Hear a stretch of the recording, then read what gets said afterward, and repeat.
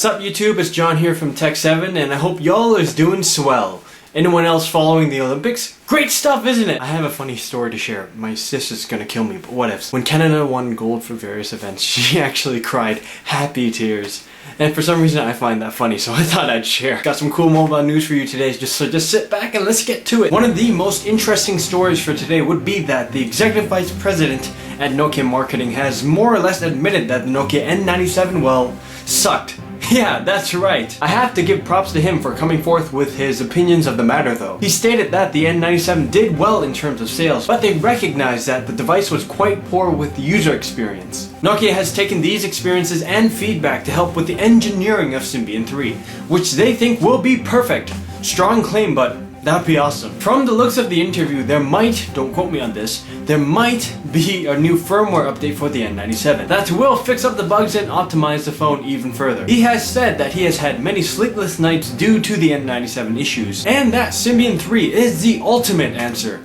Dang, that guy is dedicated to his job. Double props to him. The Nokia C6 has passed through the FCC, that's the Federal Communications Commissions. Now, I've never mentioned anything about the FCC in a phonage episode before, and personally, I never read anything with the word FCC in the title, because like, who really cares? Sorry if I offended you! But I just had to bring this up, and to say that the Nokia C6 looks like the ugliest thing ever. So yeah, I just wanted to bring up this device to point out the ugly. The Motorola Devour gets reviewed by Engadget. For those of you who don't know, the Devour is essentially the baby brother to the Droid, and is the phone Megan Fox was holding during that Super Bowl commercial. Yeah! The specs of the Devour are trimmed down a little compared to the Droid, except for perhaps the aluminum body construction, making it look almost, scratch that, exactly like a mini MacBook Pro, which makes it cute. The Devour is coming to Verizon for $150 on a selected plan after a $100 mail-in rebate. But for those of you who want to save some ching-ching for your bling-bling,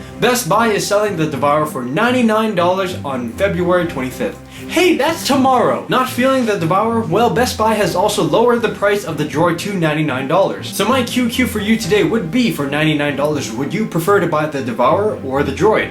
Personally, I would go for the Droid because I need a device to make me feel manly because, like, I don't watch sports and anyways, while we're on Android, Google has released Google Earth for Android 2.1. So now Nexus 1 owners and such can view the globe in the way Google intended you to, looking at mountains and valleys and such. Apparently this version of Google Earth works with voice. So if you say, I don't know, Starbucks, it'll show you Starbucks locations on the map. I'm not sure why I said Starbucks, I don't even drink their coffees, but one thing is for sure, Starbucks and other coffee shops put something in their drink, like crack or something, that makes it so addictive. Anyways, not too sure of the usefulness behind Google Earth when you have Google Maps, but still cool though. Some news for you Canadian viewers, the Blackberry Curve 8520 is now available on Fido. This is the second Blackberry handset from Fido and can be picked up for $50 on a 3-year contract or $400 contract free.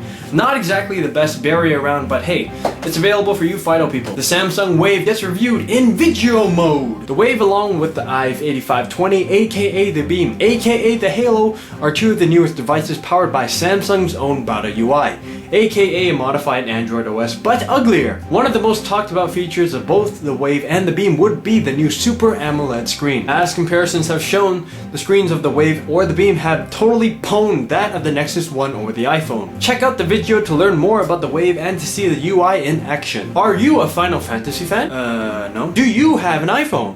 No. Sure you are, and of course you do. Well, good news for you then. But I don't like Final Fantasy. Final Fantasy 1 and 2 will be releasing on February 25th. That's tomorrow for the iPhone. No info on pricing, but it is said that the graphics have been enhanced and yes, this is the full version of the game. So it has been confirmed. The Apple Store cannot, I repeat, cannot confiscate your jailbroken iPhone or iPod Touch. To be honest, I felt that they were able to because you're hacksering the thing. But according to the experiences of somebody who goes by the name of Hot Rod 1964, this isn't the case. Apparently they went to the Apple Store and an employee discovered that his iPod Touch was jailbroken. Like, oh my god, right? Anyways, the manager and eventually security was called in after he refused to give them his information and the device. After threatening to sue the Apple Store, eventually the authorities calmed the manager down and Hot Rod left untouched with his device. So 2 lessons can be learned here. 1. Apple cannot take away your jailbroken device, but they might not help you fix it if something's wrong with it. 2.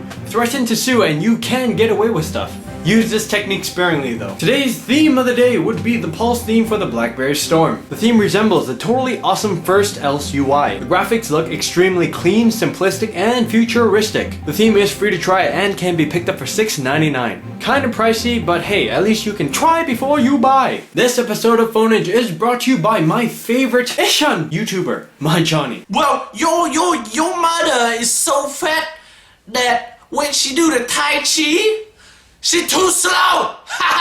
Warning, some or all of his videos contain strong language. Last episode's question was, what is your favorite keyboard typing style? A bunch of you guys left answers, so thank you guys for that, but I cannot mention them all. And apparently, a bunch of you guys like the landscape style. I like portrait. Devon Willis 11 said, Landscape Cordy, me loves lol, oh, say my name in the next video, lol, please. Hi, wave you. Mokonaman said, T9 on my Nokia 5300 and landscape on my MyTouch. So skillful using T9 and touchy landscape. Van Sui said, any physical, so much faster. Still using my 5800. For some reason that sounds dirty. Fan art time! Dennis made this really cool 3D render. You is one skillful dude. Damien made this N900 with a custom iPhone theme and a Phonage app. I wish. Indy sent in this Nexus 1 pic. Sorry dude, but Phonage is spelt wrong. Or I've spelt it wrong the whole time.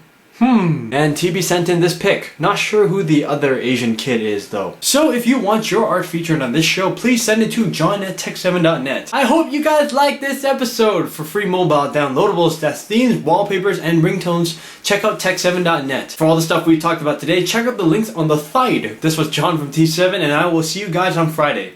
Laters. Your mother's so fat that when people see her on the street, they say, oh, your mother's so fat.